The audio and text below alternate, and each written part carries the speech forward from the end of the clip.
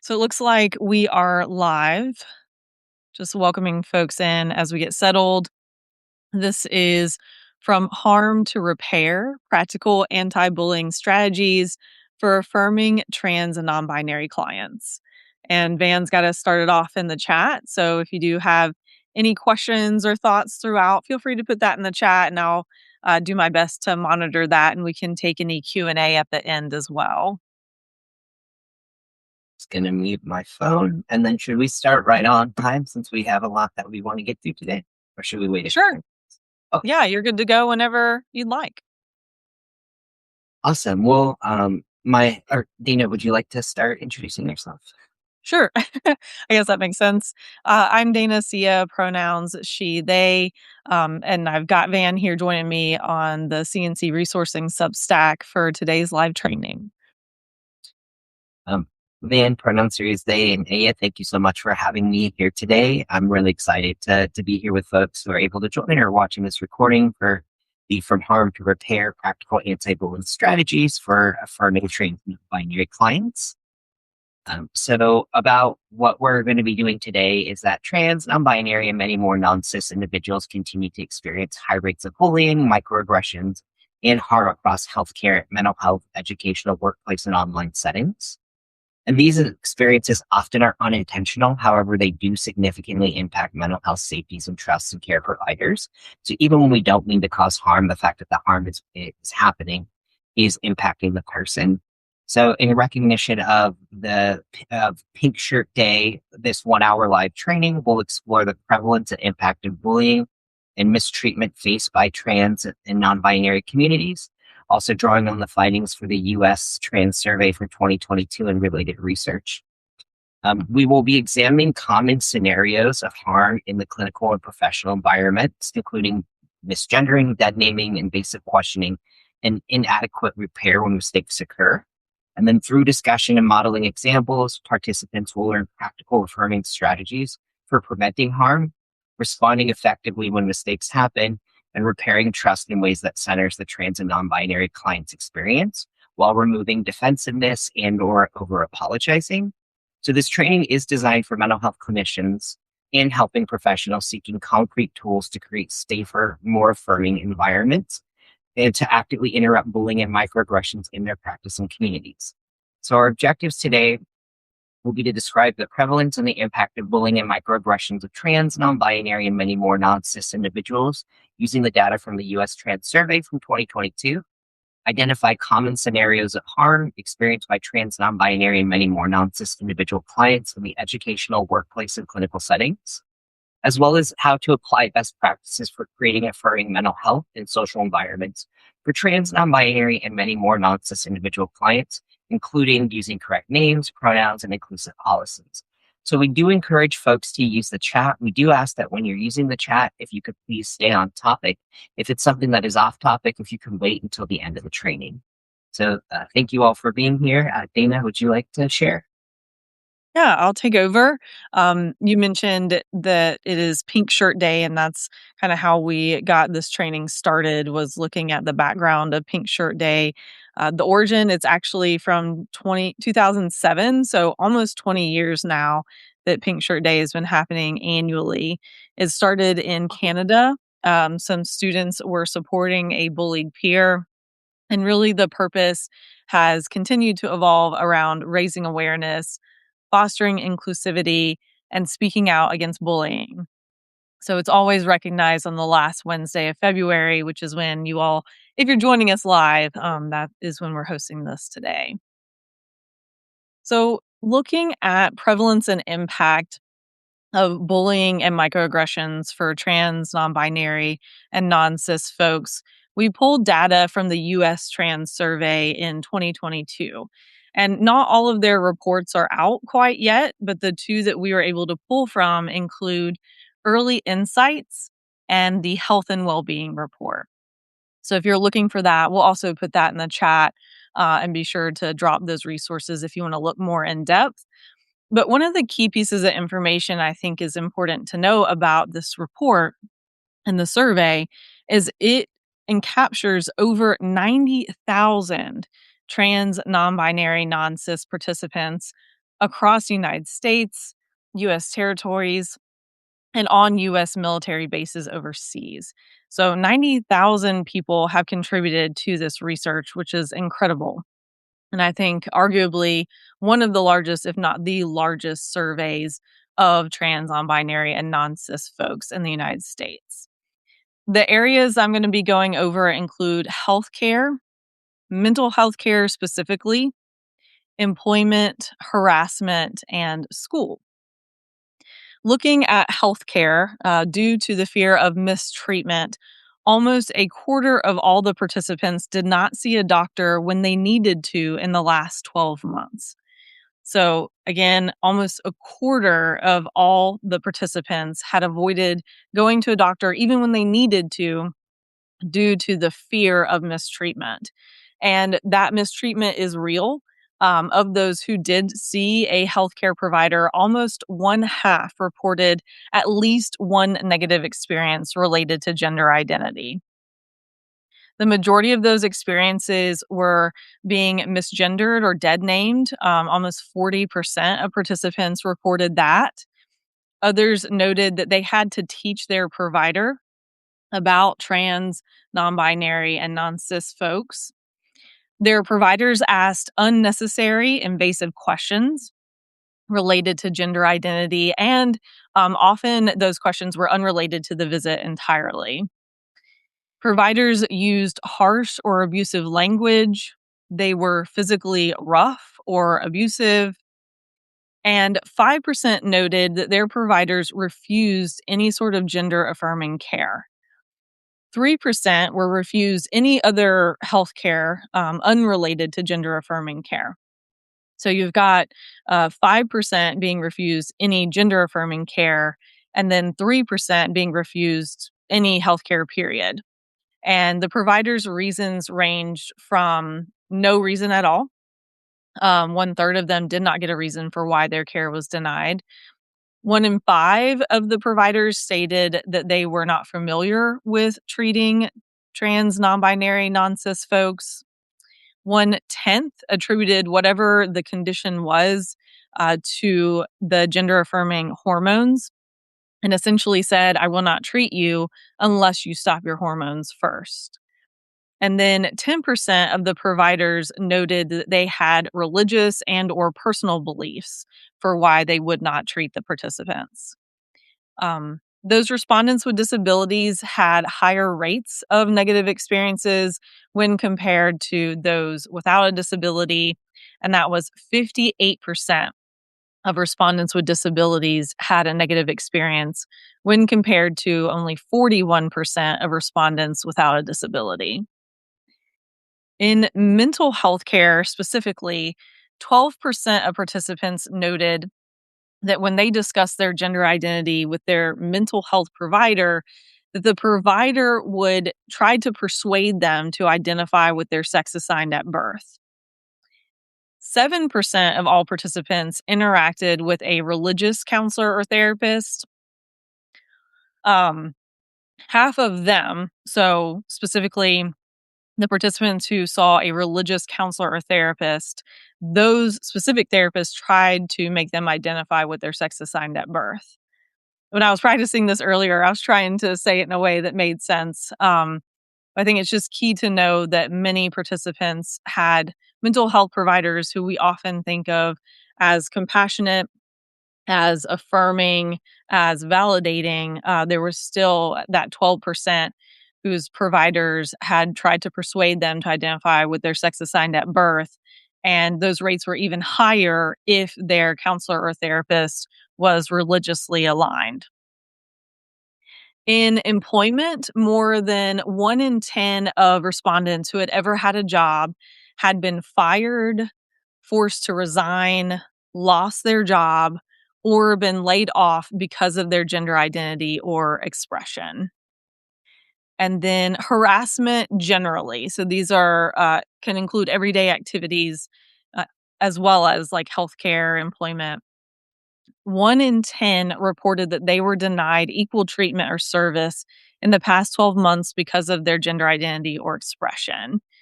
Nearly one third reported being verbally harassed because of their gender identity or expression. More than one third were harassed online. 3% were physically attacked in the last 12 months. And 22%, so almost a quarter, noted being verbally harassed, assaulted, asked to leave a location, or denied services if their ID did not match their name or presentation. And then finally, in school, more than three-fourths of the adult respondents and nearly two-thirds of the 16 and 17-year-old respondents reported one or more forms of mistreatment or negative experiences in their kindergarten to grade 12 years, including verbal harassment, physical attacks, online bullying, being denied the ability to dress in alignment with their gender identity or expression, that teachers or staff would use the wrong name or wrong pronouns, and that they were denied using restrooms or locker rooms that match their gender identity. I know that's a lot of statistics, and it can be disheartening to hear those experiences held by trans, non binary, non cis folks. So just wanted to pause here. Van, if you had any thoughts, just open it up to you. But I just also wanted to give us all a moment to pause because I know it can be a lot to take in. Absolutely, and also too, like I want to like clarify too, because so much of our field, including like the study in and of itself, continues to erase people's identities and using like oppressive, transphobic language like gender identity or sex assigned at birth. And so that folks who are watching who might use that language, or folks who are part of the community who don't fit in with those identities, um, they might not be labeling, but most likely are including folks whose identities aren't a gender, or that it's, the marker assigned at birth, right? There's so much like micro and macro aggression so built into these studies already, or into like what we've normalized as okay language, that continues to like erase other people's realities. Yeah, definitely. And you can see the questions that are asked in the survey, and you can see where there's a lot of room for improvement to expand the way they ask questions, because a lot of this is multiple choice, which can make it easier to collect the data, but then that leaves out a lot of options that might otherwise have been there for some folks. So, to your point, it's not collecting all of the responses that could have been possible, either based upon the questions or the answer options.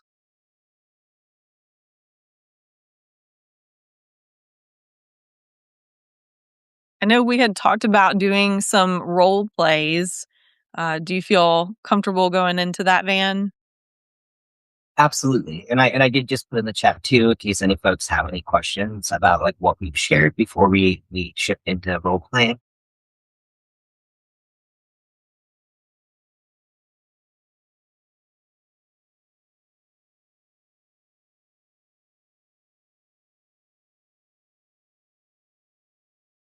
So yeah, for the next few, I think there'll be at least 4 or 5, if like give or take, role plays that we're going to be doing, and Dana and I are going to continue to switch from being therapist to client, and we'll indicate like who's the therapist, who's the client, because we want y'all to understand what actually does happen versus what could be happening, and how to potentially address it in a way that reduces the amount of harm. So if you need us to slow down or repeat it or ask clarifying questions, please feel free. Some of this might not be new folks, and they may already know this. We want to start with something that uh, we're essentially building throughout as we do this. So I think the first one, I'm the therapist and Dana, you're the client. Is that correct? Hmm. So the first three we're going to do is going to be around misgendering and how to navigate it, whether you miss.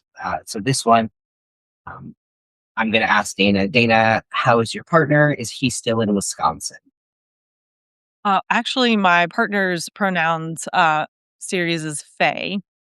Thank you for letting me know. How is your partner doing? Is Faye still in Wisconsin? Yeah, Faye is. I think the part I forgot to do was, I'm sorry. Thank you for letting me know. How is your partner doing? Is Faye still in Wisconsin?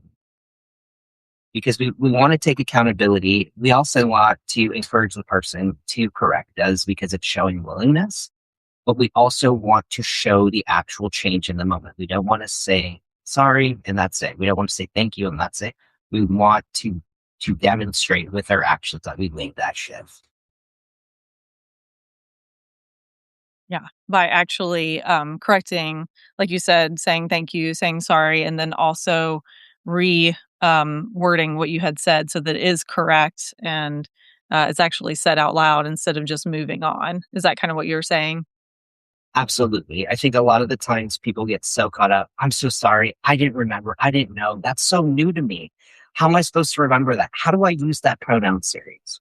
Right. Where there's no accountability and I'm putting more work and labor and adding more harm, and making, potentially making Dana feel like they're a burden or their partner's a burden or whoever might be, a burden. And it's really shifting away from, hey, I caused harm. I need to address this harm and I need to take actions to correct it.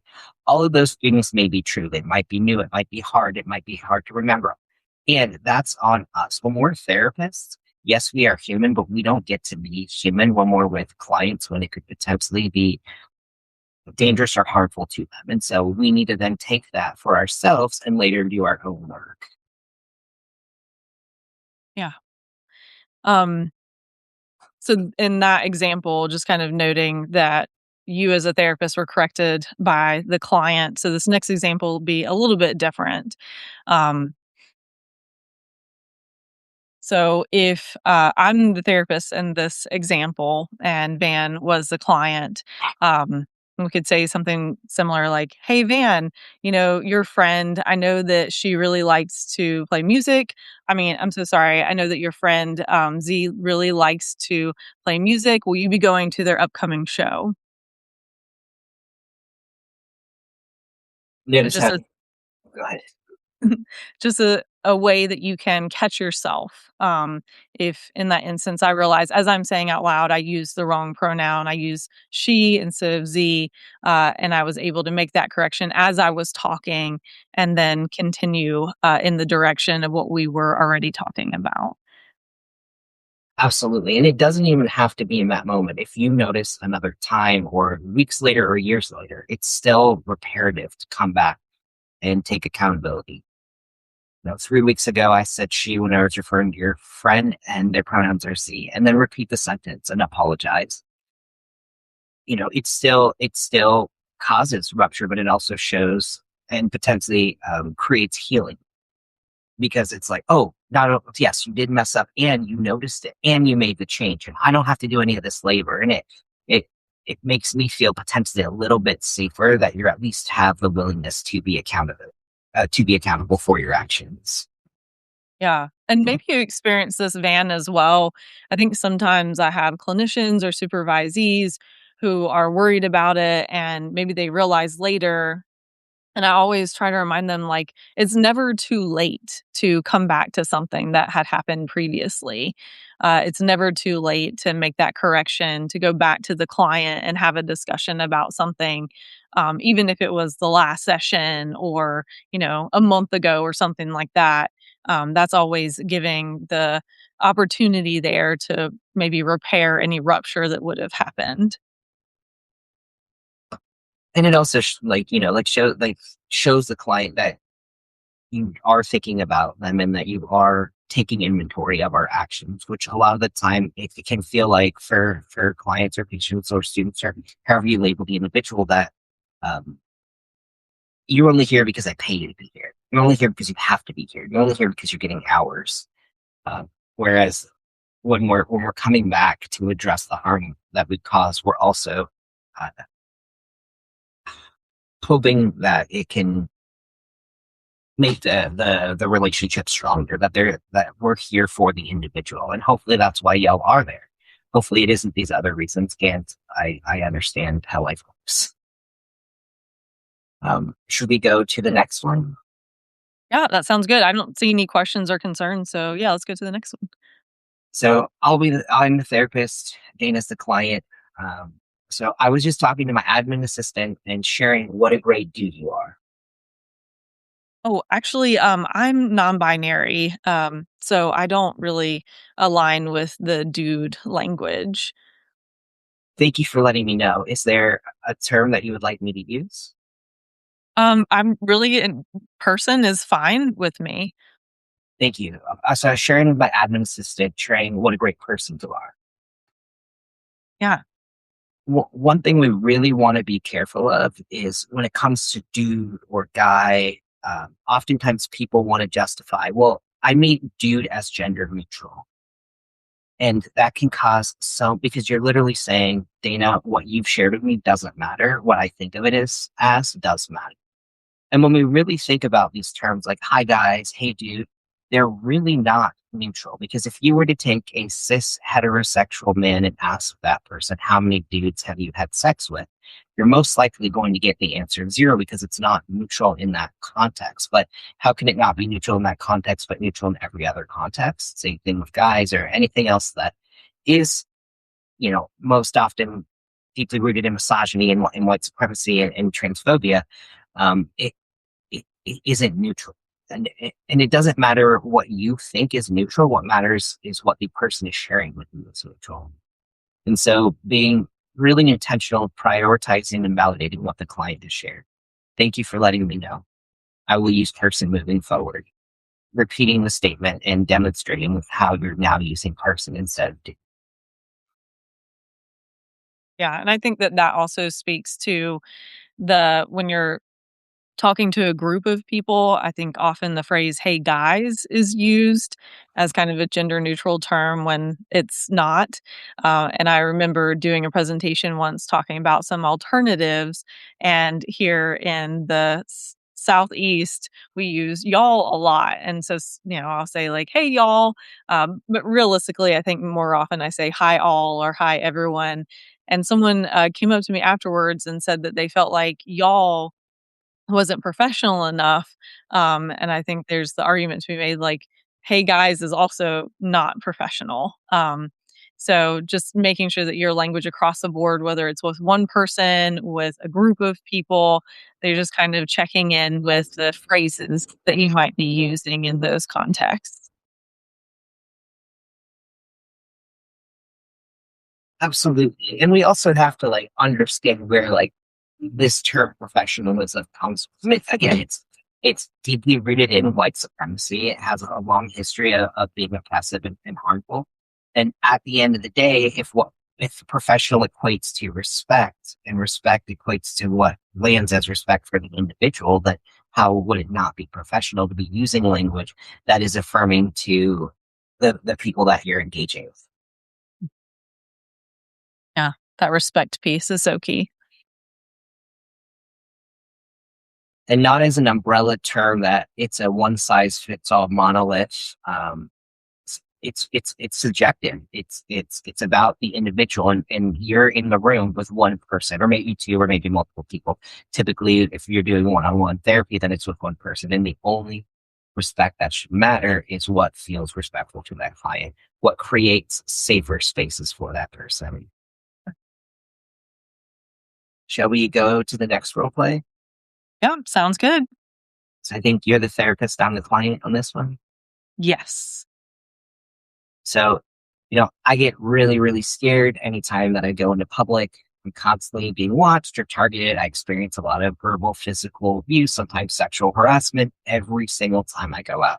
I can't even walk my dog without being risked of like being harassed, being misgendered, being followed, or even stared at. And I really just hate going out. I get so much anxiety, and I'd rather just stay home rather than have to deal with having to endure that every time I literally just open my door to. Mhm. Are you sure this is, like, every time? I mean, maybe they're just looking at you because they find you attractive or they like your outfit. This I don't know.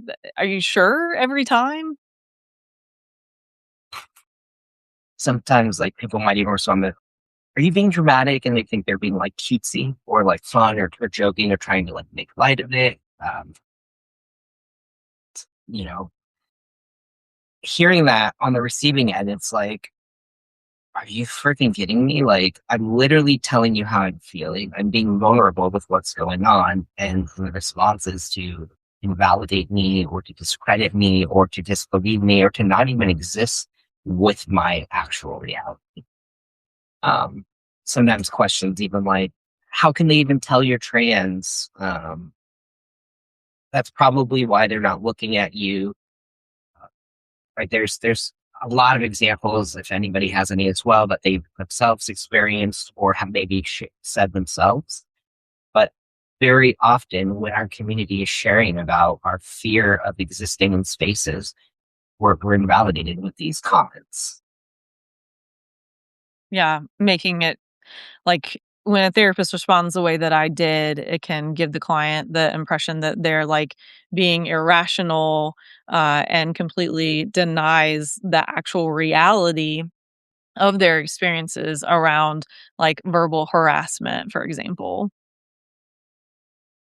So an alternative that would be affirming could be, when did you first learn that being in public wasn't safe for you?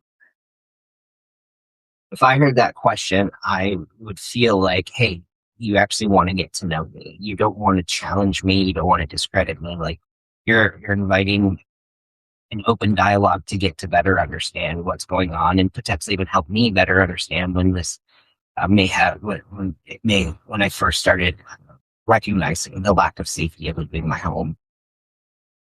Yeah. And in full transparency, Van came up with that great question as the alternative. And I've been able to use some version of that in sessions since we first talked about this. So appreciate your affirming alternative there. Thank you. And then I think another question might also to be, and how does how you're read now interact with those earlier experiences? But again, it all everybody engages in therapy differently. What we don't want to be doing is we don't want to be challenging the client. A lot of time people think, oh, I'm challenging their cognitive distortions, when in reality, you don't live their life. You don't live their life. Um, Literally every time I leave my house, there's a high probability that somebody is going to say hello, and it's usually going to come with sir, mister, or excuse me, like whatever it is that they're going about their day, not intensely attempting to cause harm to me, will be harmful the moment that they start misgendering me and mispronouncing me. And that's a reality that me and many folks have to live with as we navigate the world. I don't need people challenging that distortion. It's not a distortion, it's a factual reality of my existence. And a lot of the time, people don't have that factual reality because how they're read aligns with how people have internalized what their pronoun series should be. And so, of course, it's going to be hard to understand that this is reality when it's never once happened to you. Yeah. So leaning into like the client's truth and finding out more about that rather than trying to challenge how they're reacting to something that happened to them. No matter how impossible it might seem. Because that, like, I feel like so often are these conversations so quickly labeled as cognitive distortions when they're really not. And when you're saying something as a cognitive distortion, you're saying essentially that their thinking is distorted. And that can have a lot of long-term harm, as well as you're gaslighting the person and you're essentially teaching them to self-gaslight themselves and to not trust themselves and to not validate their own experience. So I think it's important that folks really understand what comes with these statements. It's not just that, oops, I messed up. I feel like a lot of the times therapists feel like, oh, it was a little mistake without realizing how much harm it is. Oftentimes people's therapists are their bar for what is, I don't want to say real or not real in terms of like reality, but what they, if they can trust themselves or not. So if their therapists are invalidating their experience on something that they trusted themselves with, now they're going to question themselves. Whether you're an associate, an intern, a counselor, even if you don't have a, if you're in this position where somebody is coming to you to share and be vulnerable, you hold a lot of power, even if you don't feel it. It doesn't matter if you feel powerful or not. what we communicate and how we engage holds a lot of power with the person we're interacting with. And we always have to treat that with such care because we're causing so much harm without realizing it. Mm.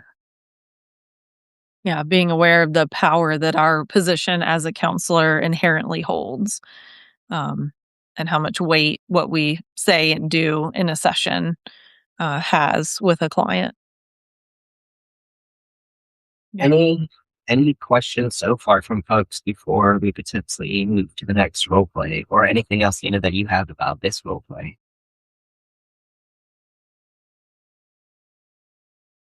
Yeah, I don't see any questions or comments, which y'all are welcome to continue to plug in as we go along. But maybe it means we're doing a great job of explaining things and um, just also understand that it can take a while to let some of this sink in and think through what we've talked about. So definitely you can, I don't know if you can leave comments and questions after, but if so, Van, if you're open to it, we can always come back and check in on any questions or comments that are left later, or if we leave like a replay on YouTube or something, we can also respond there. Definitely. Thanks, Sarah. So I think, thank you, Savannah. Um, would you like, you're the client next week. Should we go to the next role play? Yeah, yeah. Next role play, and I'm the client, and Van is the therapist. I am so tired of always being passed up for a promotion. I work the longest, the hardest. I am always available, and I have yet to get a raise or promotion. And I just think all of this is bull. And I hate my job. I hate the people that I work with. Um, this has been an awful experience. Thank you for sharing that. I'd be curious if you were calmer that you might get promoted. Do you find that you're typically this angry and aggressive at work?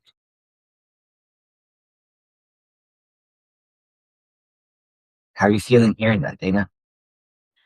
Yeah, like, did you listen to anything that I said? Um, do you recognize, like, why I am this angry and why I'm feeling this way instead of just jumping on to maybe the infliction or emotion that you were picking up on? And it kind of felt blaming. Like, even though you didn't say it, it felt like you were maybe blaming the situation at work on my emotional reactions.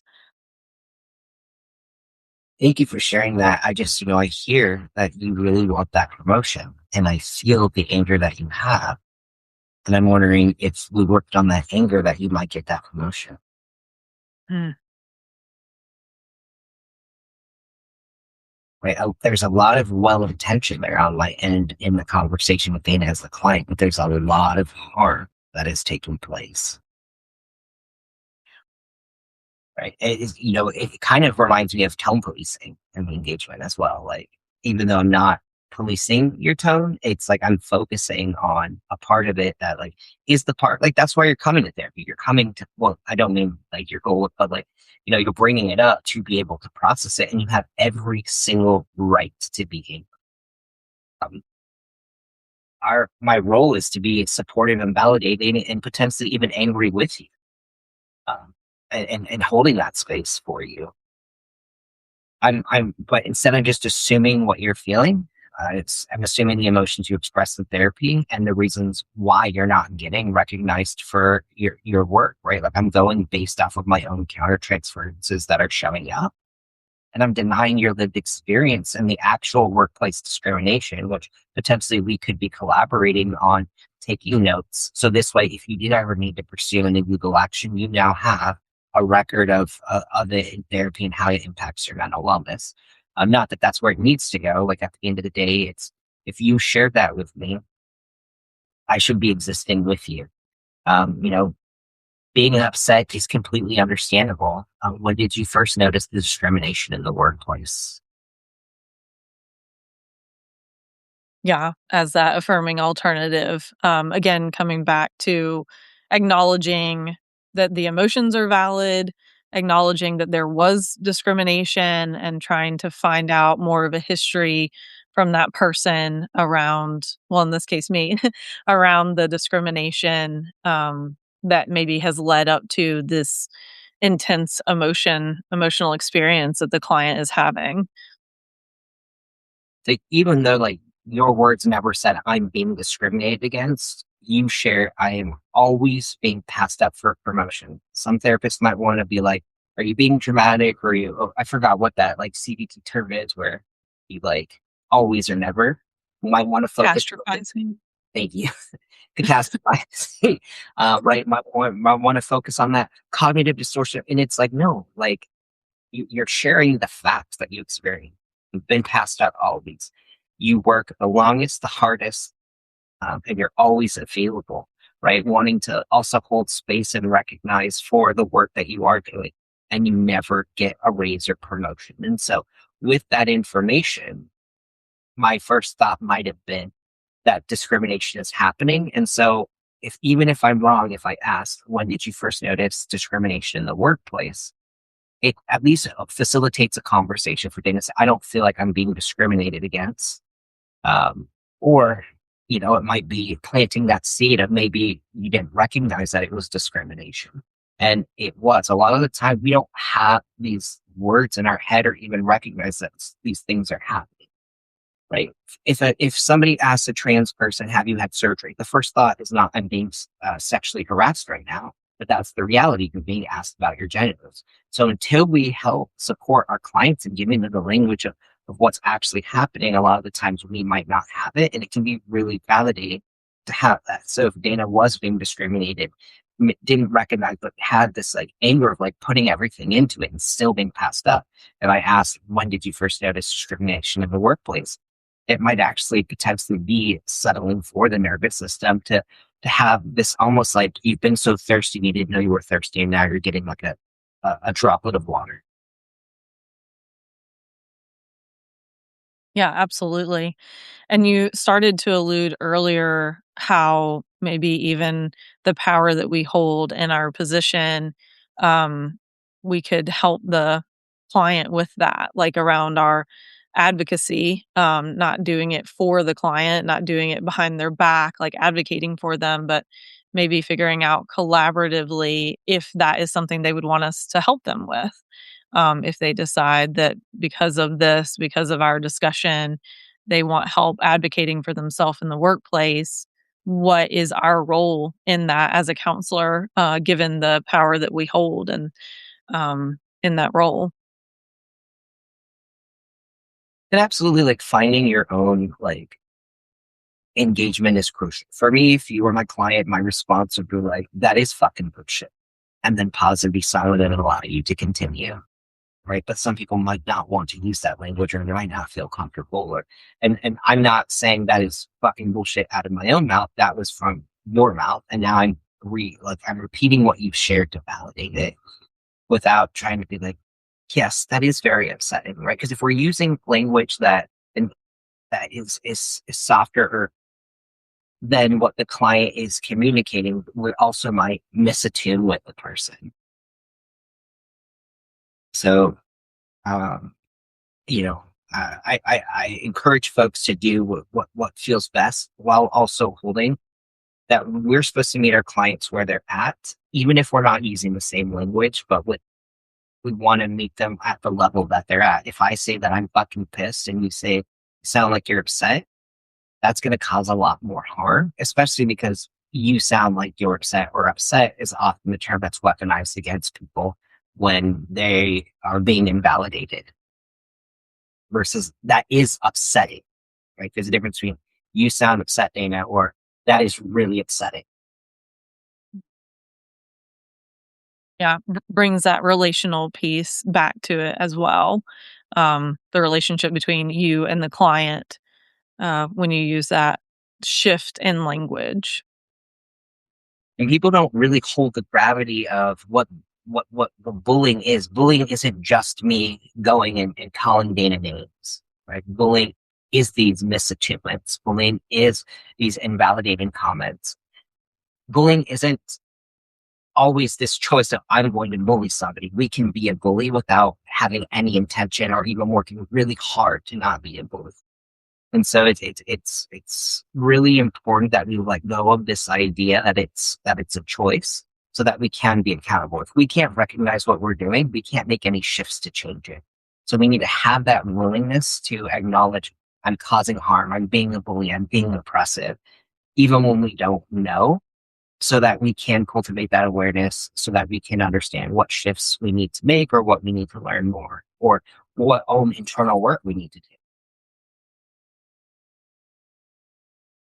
Yeah, I wonder if you have any suggestions, Van, for how clinicians can start to pick up on maybe their own use of like micro, macro aggressions, some of the unaffirming language that we use in the role plays. Do you have examples of how clinicians can start to become more self aware and pick up when maybe that's happening? I know for me, what I try to do, and again, I'm human, and so I will mess up all the time, is I try to ask myself, is this subjective or objective? Subjective is only like that person or the people who have that same understanding will get it, or even only myself, versus objective. If I give an example, everyone will get it. So if I say,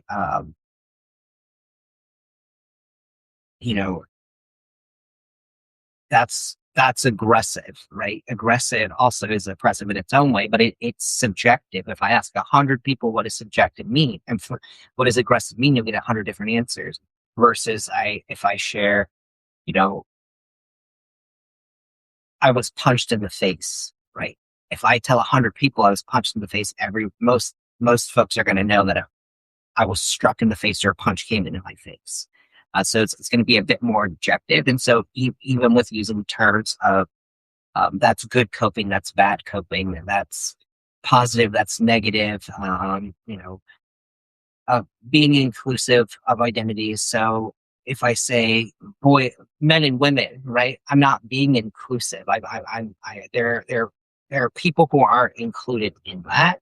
I'm trying to think of some of the examples, but I try to ask myself both is it subjective or objective? And then are there people that are not included, even if it's just one human being? If it includes everybody but that one human being, I'm still not using inclusive language because somebody is being excluded.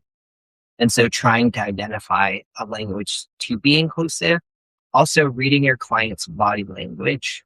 It's not always foolproof and it's not always something can do.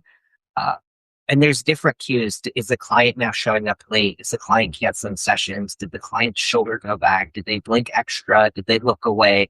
Did they breathe heavy? Did they mute in that moment?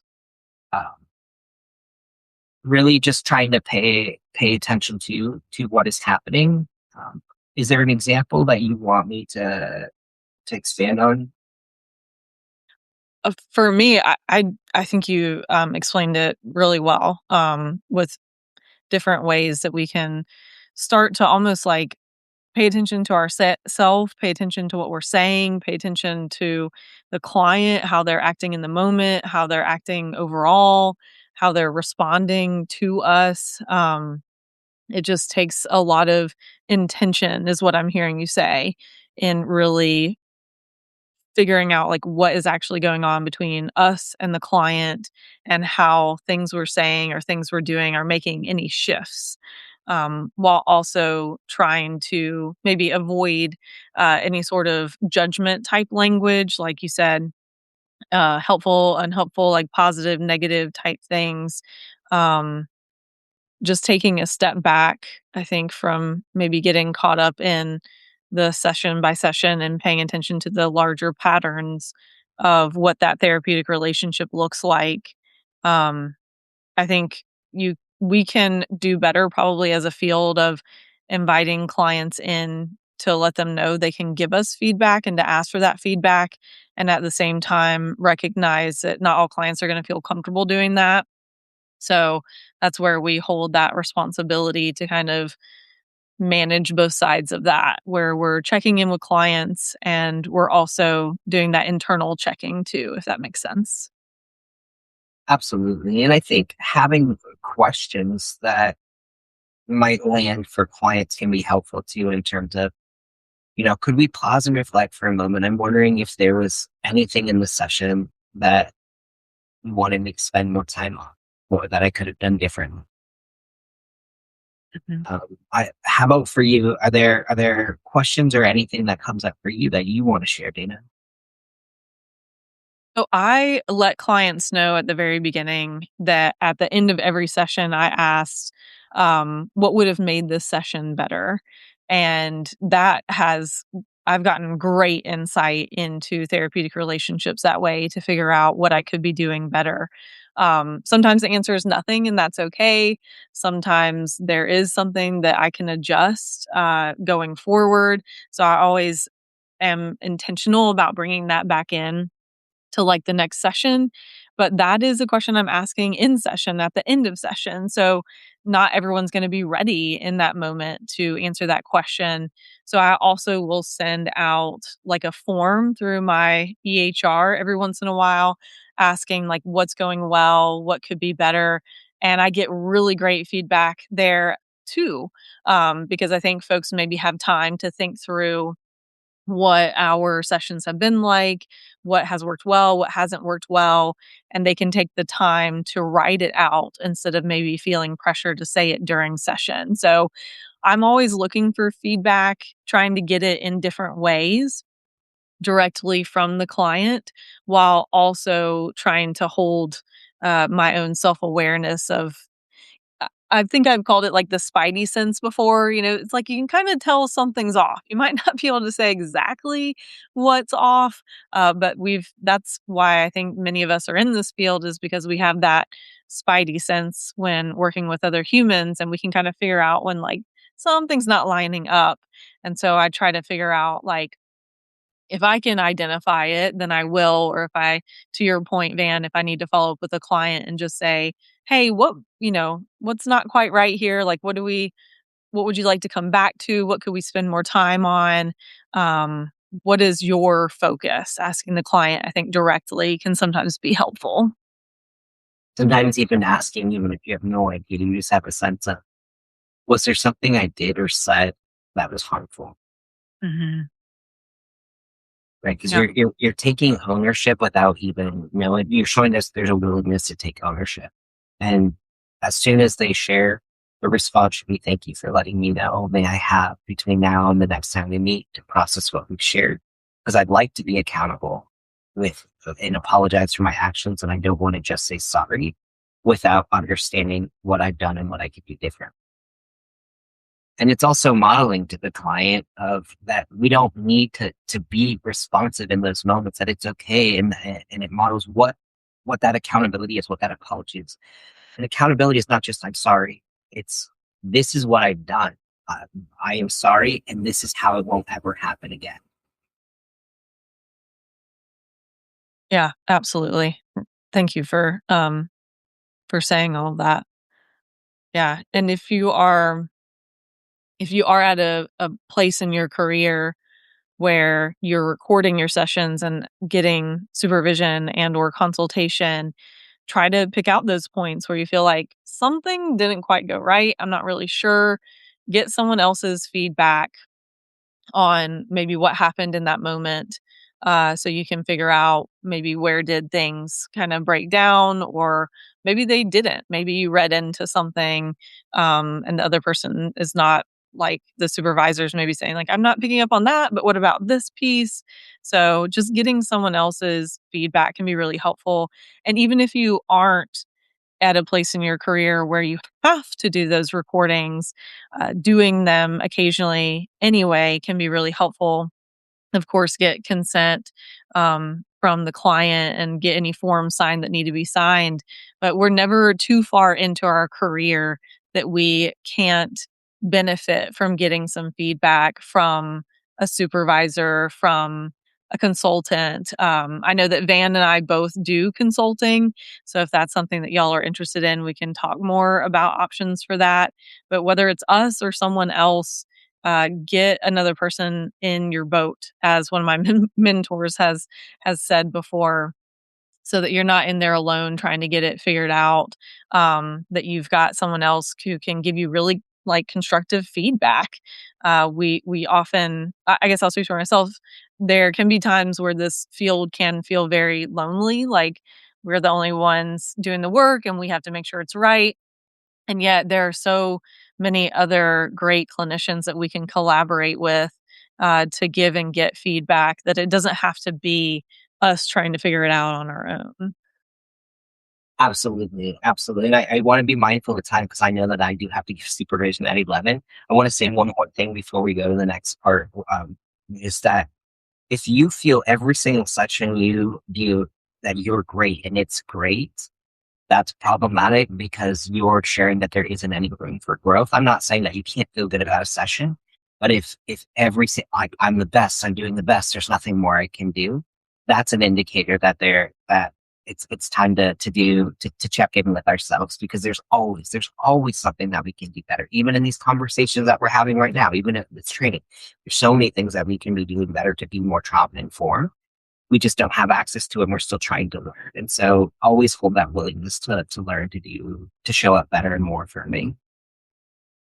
So we're going to cover just some anti-bullying strategies and affirming practices for mental health clinicians. Always use somebody's correct name and pronouns. Do not assume them. Use what the person has shared. There's no excuse not to. We are in a position of power where what we say and do can cause a lot more harm than somebody else. And just in general, anybody misharming or misgendering or dead naming somebody is harmful in and of itself. So always use the correct name, always use the correct pronoun. Educate all of your staff about trans, non-binary, and many more non-cis identities.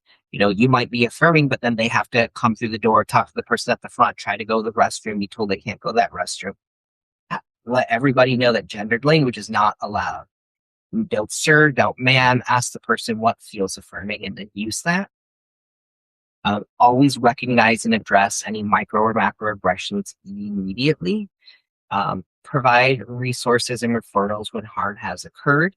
Know where you're referring. You can't just say, oh, you need housing, go to this place. Call and vet when they answer that phone. Are they misgendering you? Are they are they assuming what are they calling you sir? Are they calling you ma'am? Are you calling you Mr.? Are you calling me Mrs.? Doesn't mean you don't refer to those places. It then means you tell your client. By the way, when you call, they most likely are going to mispronoun you or misgender you. Ask them. When you house people, do you go based on genitals or markers or who they tell you they are, or is it co-ed? Or code's wrong, but is it binary? So this way, they do have shelter and support. However, it's only for binary folks, and they'll only go based on what is on your license. So this way, that person gets to decide if that's what the resource they want to use or not. We're not deciding for them. We're giving trauma informed consent. We're informing them what they're consenting to.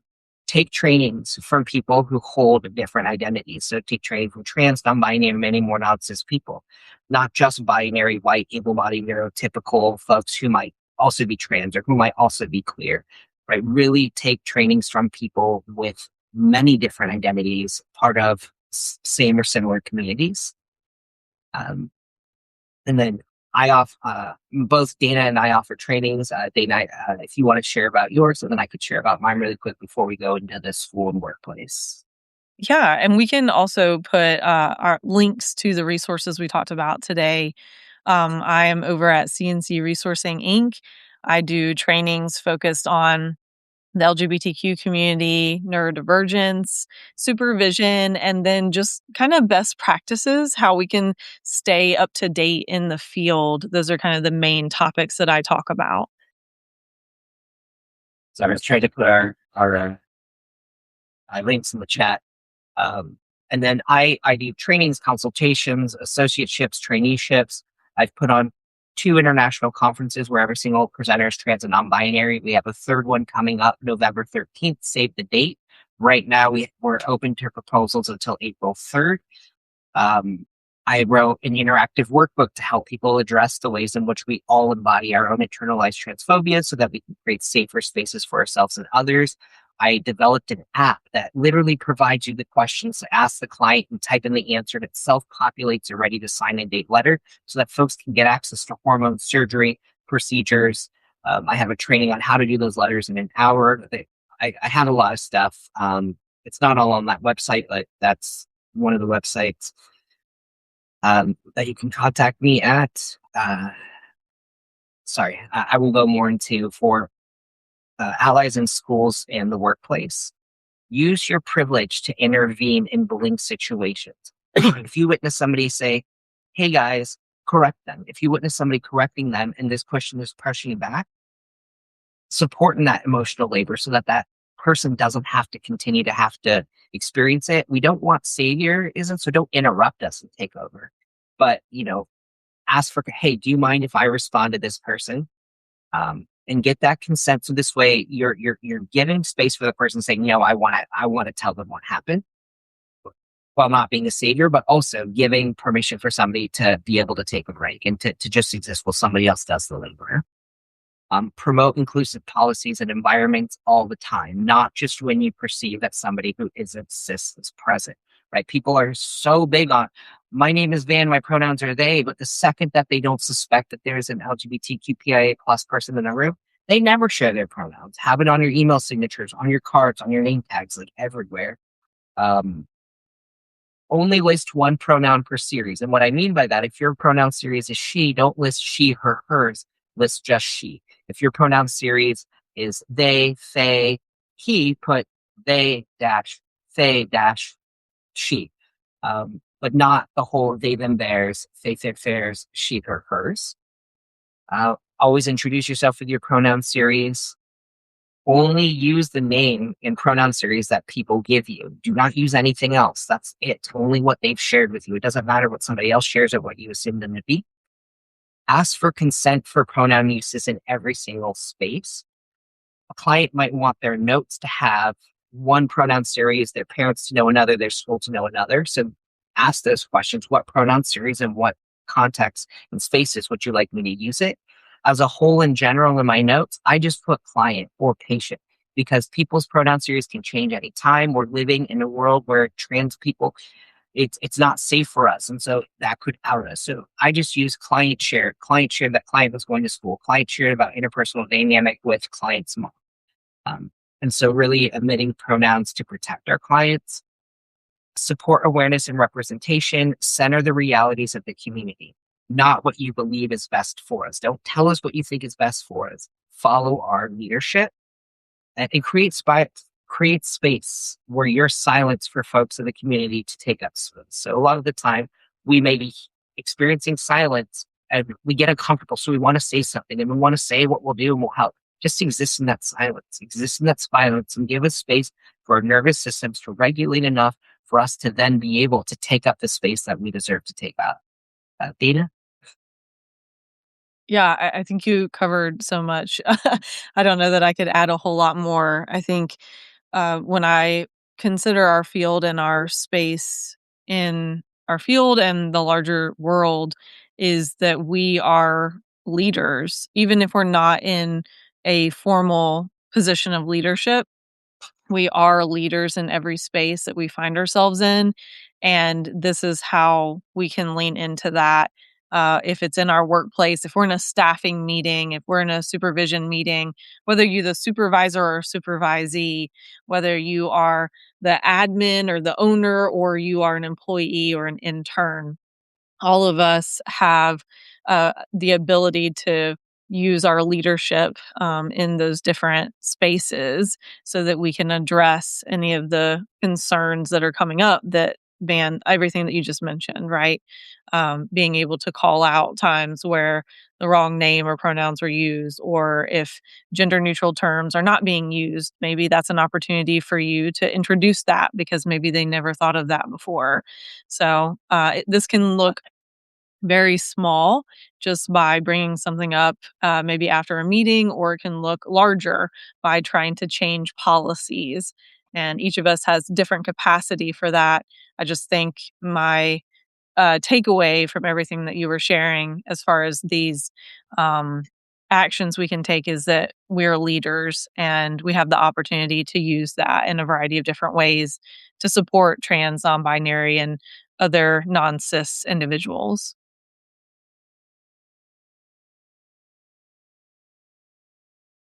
So I do have to leave right at 11. I know that maybe you might be able to stay a little longer. I'm very, very, very grateful for being here. Thank you for including me in this journey. Hold on, my phone. There you go. It's playing music. Um, thank you again for having me. Yeah, I'm so glad that we got to do this. Maybe if folks like it, we can do it again. I think just trying something out on Substack where the two of us can come together and hopefully y'all have many takeaways. But if you do have questions or concerns, I know you need to go, Van, so go for it. But I can hang around and answer some or come back to the chat and be sure to reply to as many as I can. Thank And you all for being here. And definitely folks who watch this or are here, please email us and let us know what worked for you or what didn't work for you or where you'd like us to expand so that we know where to go to help support you as therapists as well. Hmm. Absolutely. Thank you so much. Thanks, Van. Bye. Bye.